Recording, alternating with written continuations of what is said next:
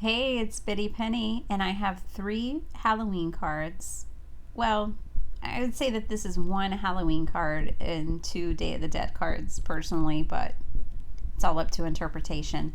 I wanted to show you real quickly. These are all the images that I divided up in my card kits, which are on my Etsy shop. So you get 4 designs and they're randomly selected. On the Alice designs, you're definitely going to get at least one of the Alices. And in all the packs, you're getting 4 different images. You won't get 4 of the same or doubles on anything, just so you know. All right, let's dive in. This video is just all about showing you ways to use the materials that are in the pack. Okay, these packs, are meant for crafters, of course, that already have some supplies. This one's cut to 4 by 5.5. That's what I'm pointing out there. So if normally I would have brought in a lot more of my supplies to add to this, and that's what I'm hoping you'll do too. But the kits are designed as like a jumping off point, right? It's just a curated jumping off point to get you going. But I wanted to stick to only items that come in the kit so that if you buy one, hey, I can make this card for sure, and others. So I thought I wanted to ink blend the edges, which is actually why I left a white edge around all the cards, but I decided I wanted to rough it up a bit. So this is just a technique that I love to do. It gives dimension, but you can still like glue the item down, and so you don't have like postal dimension, if you know what I mean. So I'm gonna pop up this flower. Now this one I'm making for my dad, who is on the other side, and I will put it up, like I'll set it out for Day of the Dead in honor of him, and I think I'm gonna write in it just a note to Dad. So this one's I'm gonna keep. It's gonna be used this year. And but it was so much fun, and I just really loved this kit. Now this kit has a ton of texture, and the papers are just really awesome. They're geometric. They're a lot of nature inspired, like with wood, and it's just so awesome. So I love this one. So fun. And now I want to play with this one. So when I was coming up with this kit, so here's the images I had told you about previously when I revealed the kits.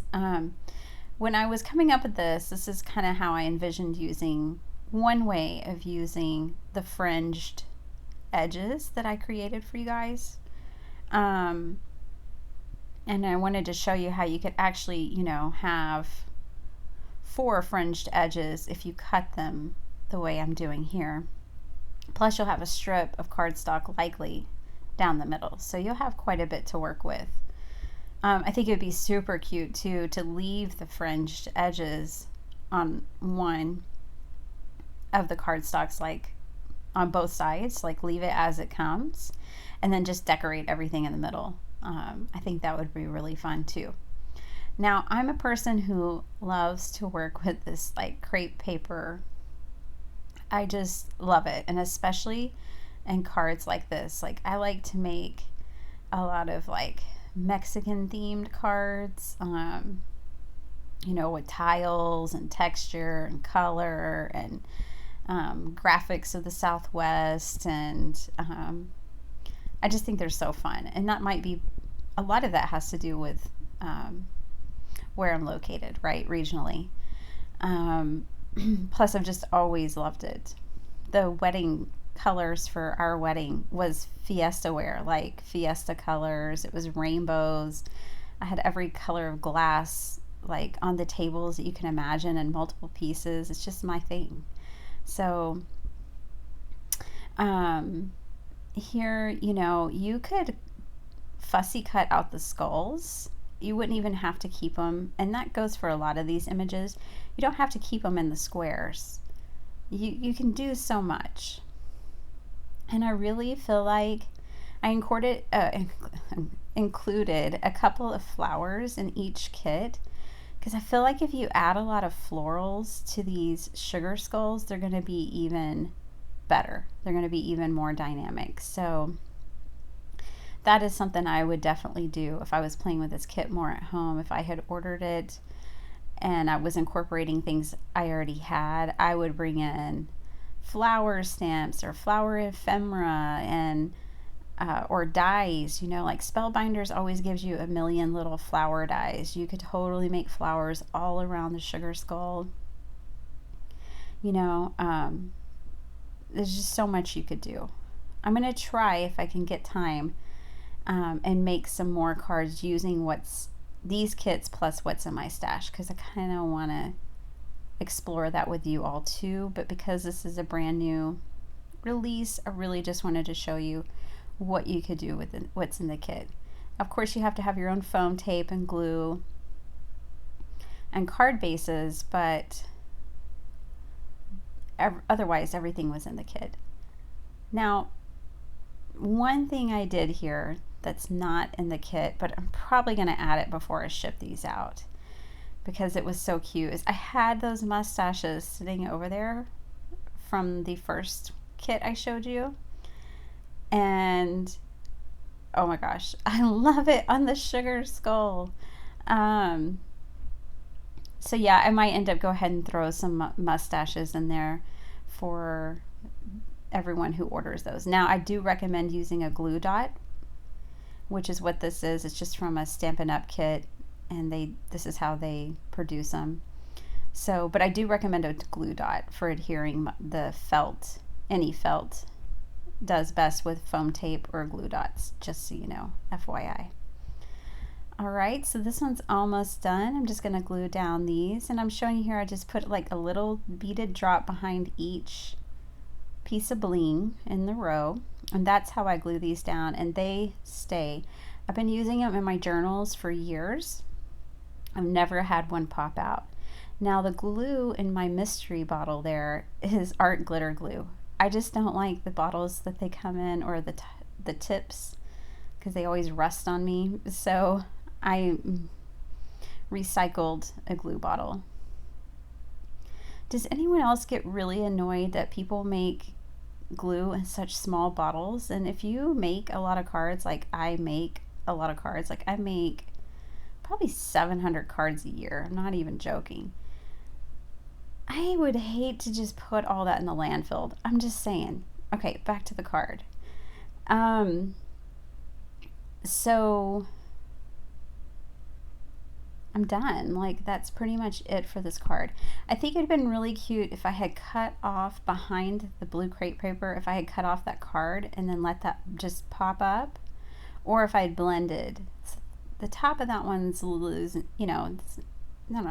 Anyways, moving on. This is my Alice in Wonderland, and these are the ones I was working with.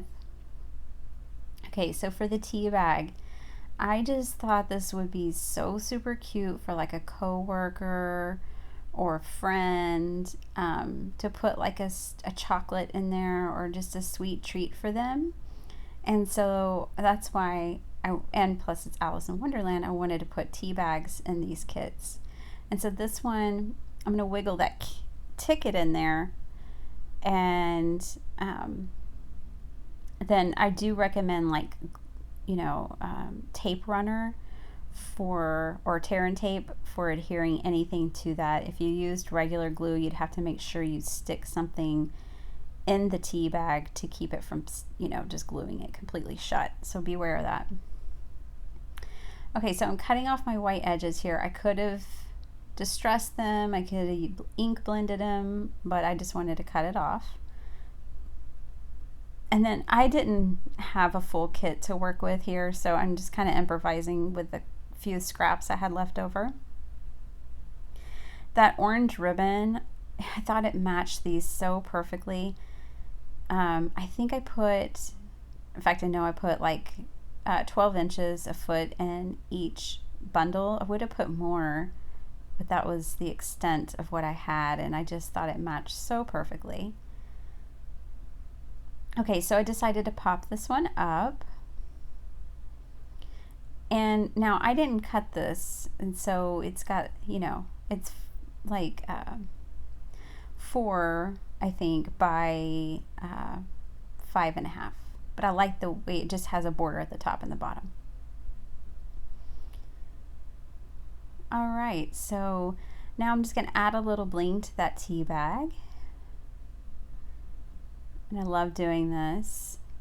And you could put, like, if you were mailing this to a friend, if you have a crafty friend you wanted to mail it to, you could put tags in there, you could put stickers or ephemera, you could fill it up with paper goodness and send it to your friend for Halloween. It wouldn't have to be candy. And you could put these two together. You could write them a card and send them a tea bag full of ephemera.